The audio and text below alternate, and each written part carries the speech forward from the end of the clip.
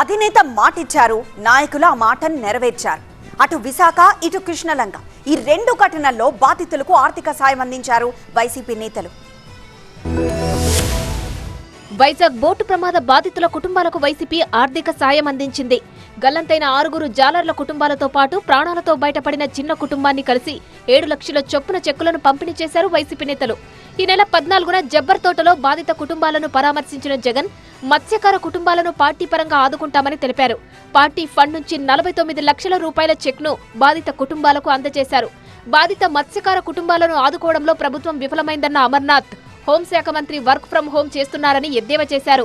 జరుగుతున్నటువంటి ఘటనల మీద సంబంధించినటువంటి శాఖ మంత్రి ఇంట్లో కూర్చొని వర్క్ ఫ్రం హోం నిర్వహిస్తా ఉన్నారు. పరామర్శకు ఎందుకు రాలేదని అడిగితే కంటి ఆపరేషన్ అంటూ మంత్రి అచ్చెన్నాయుడు సాకులు చెబుతున్నారని విమర్శించారు ఎమ్మెల్సీ వరదు కళ్యాణి. పక్కనే ఉన్న మత్స్యశాఖ మంత్రి అయిన అచ్చెన్నాయుడు గారు ఎంత నిర్లక్ష్యంగా వ్యవహరించారో మనం చూసాం. అతను ఇన్ని రోజులైనా పరామర్శకు రాలేదు. ఏమంటే కంటి ఆపరేషన్ అంటూ కుంటి సాకులు చెప్తూ ఉన్నారు. అటు కృష్ణలంక పిఎస్ పరిధిలో పోలీసుల వేధింపులతో ఆత్మహత్య చేసుకున్న క్రాంతికుమార్ కుటుంబానికి సైతం 10 లక్షల రూపాయల సాయం అందించిన వైసీపీ నేతలు అన్ని విధాలా అండగా ఉంటామని భరోసా ఇచ్చారు.